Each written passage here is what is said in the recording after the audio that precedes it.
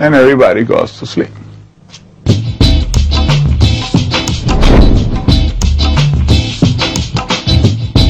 The natural behavior for a dog is to be a hunter.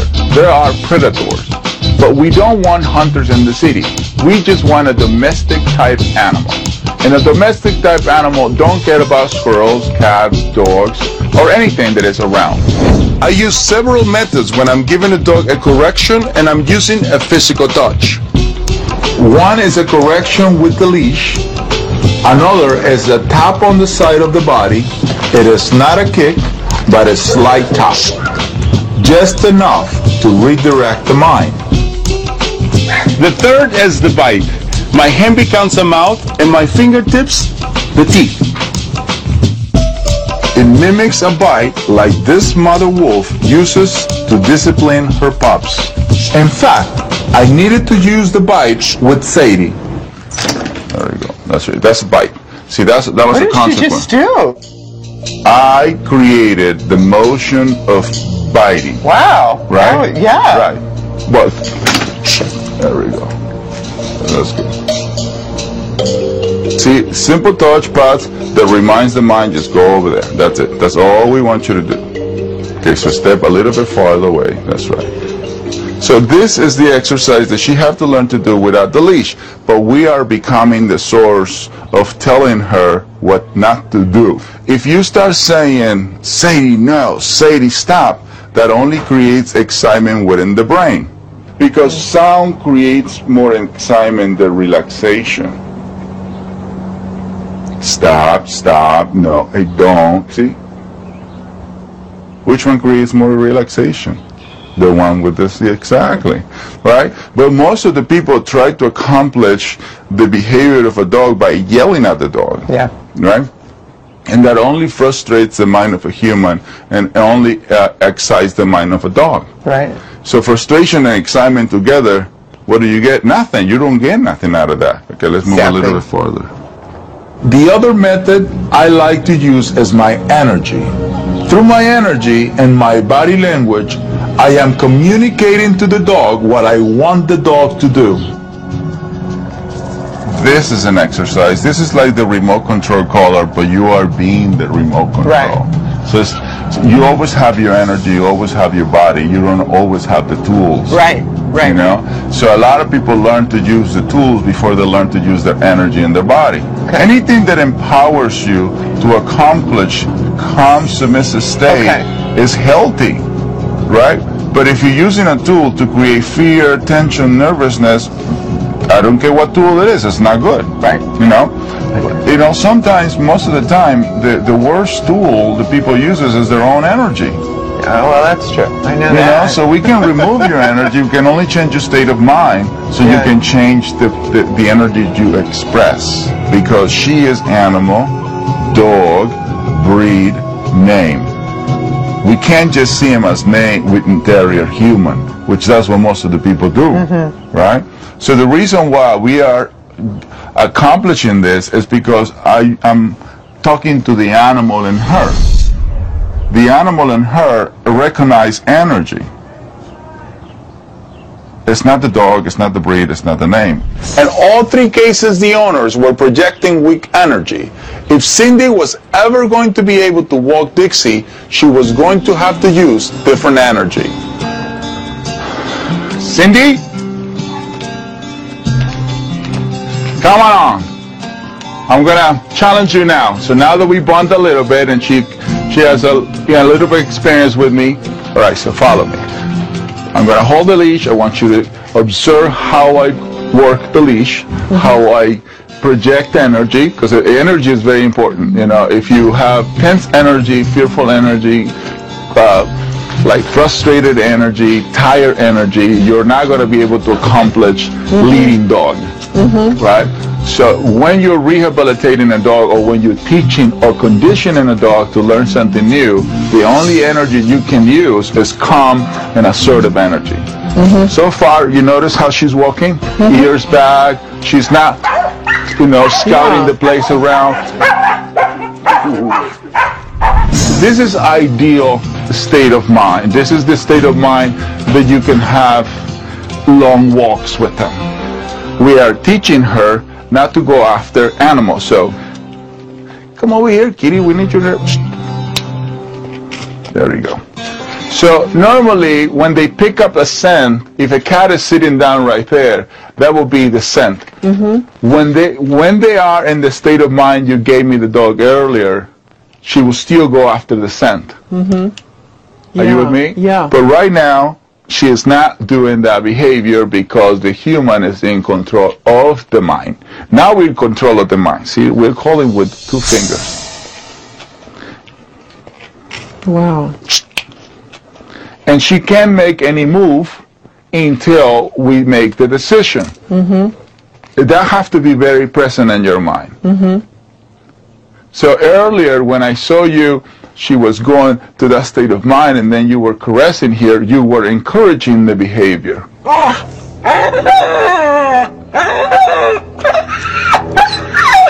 Oh. So instead, those are points for you, those are points against you. Because you're giving affection when the mind is doing this. Mm-hmm. So you're becoming a weaker source of energy. Mm-hmm. In nature, the pack leader controls the pack through energy and body language. If you want to be your dog's pack leader, you have to project a calm, assertive energy and a body language that says, I am the pack leader. Harley, the German Shepherd, did not see his owners as pack leaders. Harley would run away or collapse when his owners wanted him. Carl and Tony Luisi need to have a different energy when dealing with Harley. Never come with frustrated or angry energy, or this passive energy, or this fearful energy, to try to make animals surrender, because they're not going to surrender. Right. They will surrender to this energy. Now, watch how I handle Harley, and the next 2.5 minutes, watch my energy and my body language. Pass me the leash and I do it if you want. Wait until he comes down. There we go. Harley. Wait until he comes down. Harley. There we go. Let it go. There we go. I don't know why he's acting like that.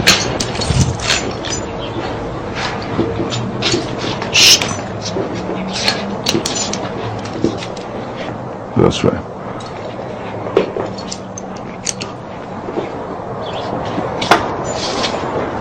See the switch? Wow. Huh? What I did right now is I took the control away from the owners because the owner was not in control, and I needed to make sure. Hold on, this is good.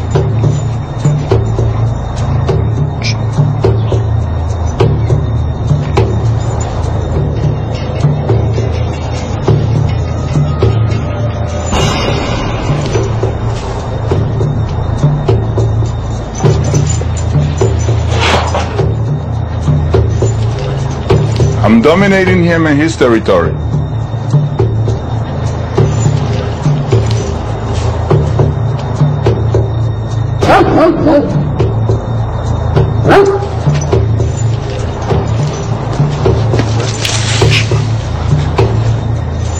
There we go.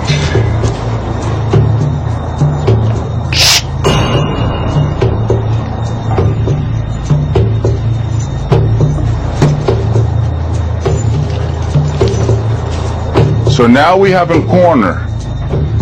See, what I'm doing right now is I'm taking away his territory. There we go. Ears back, head down. See, he's a little concerned because somebody new is taking over. But this is psychological. Walking away. This is good. He's already given me signs of surrendering, but I want more than that. I didn't back away. I didn't back away until he realized that I was a stronger energy than him.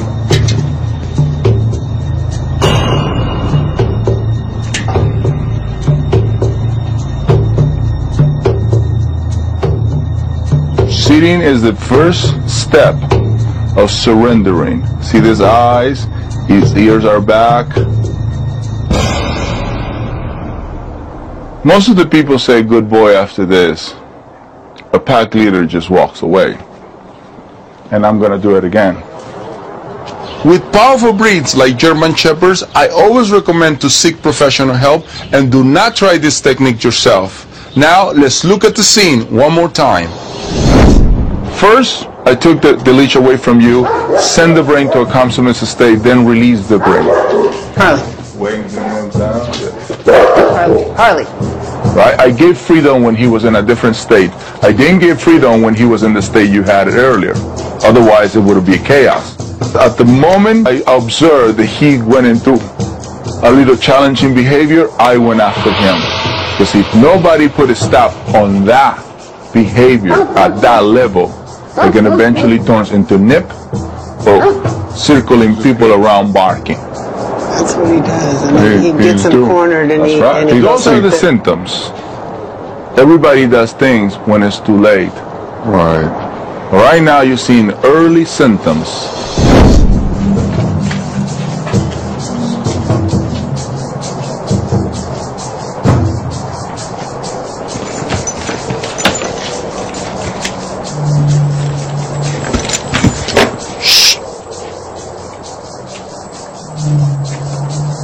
Again, now this is his den. If you ever study how two dogs take over from a territory, that's exactly what they do.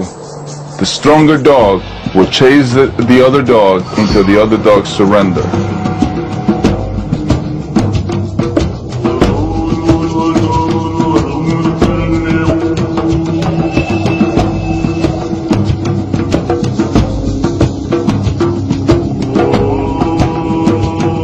Ears back, head down is a sign of submission. He's not afraid of me, he's just submissive of me. And again, I walk away. Are you with me? Now he's observing pack leader have a communication with the rest. We invented sit down, stay calm, heel. A dog gives eye contact, moves forward, makes others surrender. Here is another way a pack leader can control a situation with calm, assertive energy and corrections. The way of doing this exercise is for her to come here and turn their back on them to let them know that she means no harm. Oh. Now, she can definitely look at them. This is good. See her? Smile, relax, peaceful, right? But if she goes from this to, you have to correct. You have to give a consequence. You can't see her as Dixie. You have to see it as an animal ready to attack. Be a good boy, Joe. Yeah, this is good. Be a good boy, Joe. All right.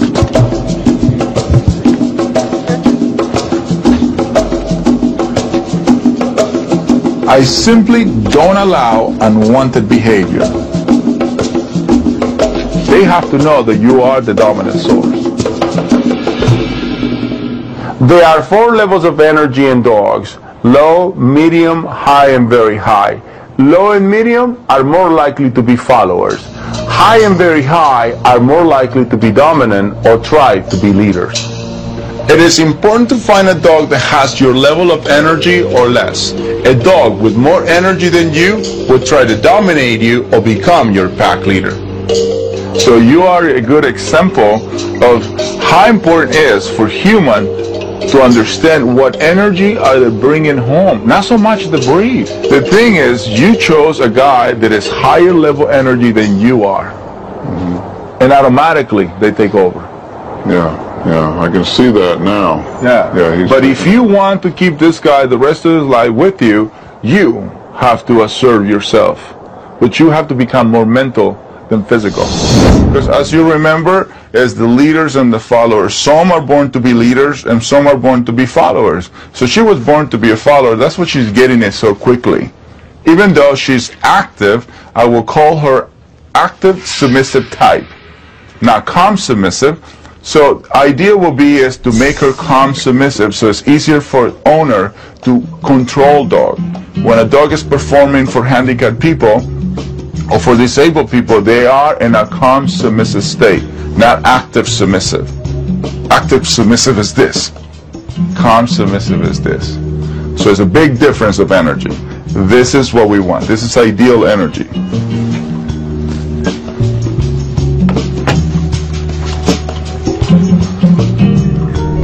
One thing you have to understand is to recognize what energy you become when you're walking. Mm-hmm. You see it? And then you work from there. Mm-hmm. So I just saw a very passive energy when you were walking with her, and you were very loving, mm-hmm. very passive, very loving. That's it. That's all I saw from you. You were not frustrated, which is really good. Mm-hmm. But I just saw somebody just, you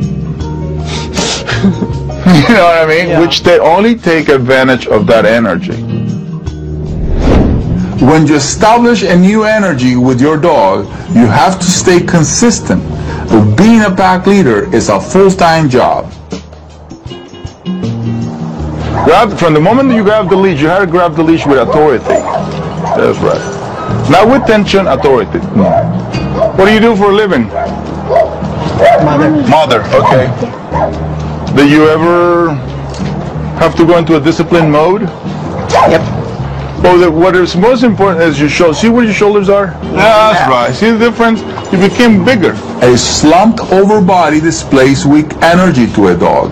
I recommend you walk with your head held high, shoulders back, like you own the place.